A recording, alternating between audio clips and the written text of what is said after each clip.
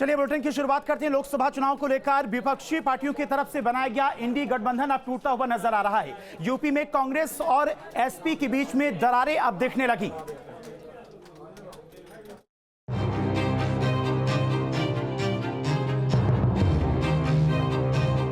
SP से दूरी, RLD से सांठगांठ। एसपी कांग्रेस की बन नहीं रही बात। 2024 में बीजेपी मुक्त भारत की विपक्षी दलों के मंसूबों की गांठ खुलनी शुरू हो गई। राष्ट्रीय स्तर पर भले ही एकजुटता की तस्वीर देखने को मिली हो, लेकिन प्रदेश स्तर पर तस्वीर बिल्कुल उलट है। यूपी में कुछ ऐसा ही देखने को मिल रहा है। लोकसभा चुनाव में जहां ये कयास लगाए जा रहे थे कि गठबंधन के तहत एसपी 40 से 50, कांग्रेस 20 से 22 और आरएलडी 10 से 12 सीटों पर चुनाव लड़ सकती है, तो वहीं अब कांग्रेस और समाजवादी पार्टी के बीच में तल्खी देखने को मिल रही है। ऐसा माना जा रहा है कि बागेश्वर चुनाव के बाद दोनों पार्टियों में तकरार बढ़ गई है। बागेश्वर में गठबंधन को दरकिनार करते हुए एसपी ने भी अपना प्रत्याशी उतारा था, जिसके बाद तल्खी शुरू हुई थी। हालांकि बात कांग्रेस की करें तो वो भी अपनी सदी राजनीति पर आगे बढ़ रही है। अभी ऐसा देखने को मिल रहा है कि कांग्रेस एसपी से ज्यादा तवज्जो आरएलडी को दे रही है। कांग्रेस ने मध्य प्रदेश विधानसभा चुनाव में एसपी को 1 सीट देने की बात कही है। वहीं कांग्रेस राजस्थान विधानसभा चुनाव में आरएलडी को 4 सीटें देने को तैयार है। आरएलडी की तरफ से राजस्थान में गठबंधन जारी रखने का भी ऐलान किया जा चुका है। वहीं राजस्थान के 2018 की विधानसभा चुनाव की बात करें तो कांग्रेस ने भरतपुर और मालपुरा सीट आरएलडी को दे दी थी। भरतपुर से आरएलडी विधायक सुभाष गर्ग गहलोत सरकार में मंत्री भी है। इन सब के बीच अब दोनों दलों में जुबानी हमलेबाजी तेज हो गई है।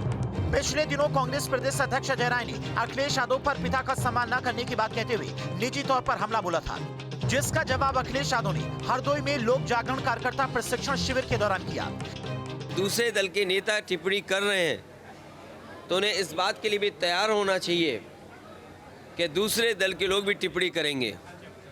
और जो जहाँ तक इंडिया गठबंधन की बात है, जिन लोगों के बारे में आप बात कर रहे हैं वो गठबंधन में कहीं उनकी कुर्सी तक नहीं थी जब इंडिया गठबंधन की बैठक हुई है। अखिलेश के साथ साथ समाजवादी पार्टी के अन्य नेता भी अब कांग्रेस पर हमलावर हो गए। एसपी सांसद एसटी हसन ने भी अजय राय पर निजी तौर पर हमला बोला है। ये जो कांग्रेस के सी ग्रेड के नेता हैं, उन लोगों को अपने बी और ए ग्रेड के नेताओं से सीख लेनी चाहिए। मैनर्स और एटिकेट्स उनके अंदर होने चाहिए। तो ये नेताओं का बदकलामी ये यकीनी तौर पर मौका देती है अपोजिशन को उल्टी सीधी बातें करने के लिए। एसपी की तरफ से लगातार हो रहे हमले और अपने बयान को लेकर कांग्रेस अध्यक्ष अजय राय एक बार फिर से मीडिया के सामने आए। उन्होंने भी अपना पक्ष रखा है। जो उन्होंने पूर्व में अपने परिवार के घर के साथ जो किया गया उसी को हम लोगों ने बोला है। कोई अपनी तरफ से बना के या मैंने कोई अपशब्दों का प्रयोग या मैंने कोई गलत बात नहीं बोली। जिस तरह से उन लोगों ने मेरे बारे में जो अपशब्द बोले हैं, उन्होंने उस तरीके से मेरे बारे में अपशब्दों का उपयोग किया है।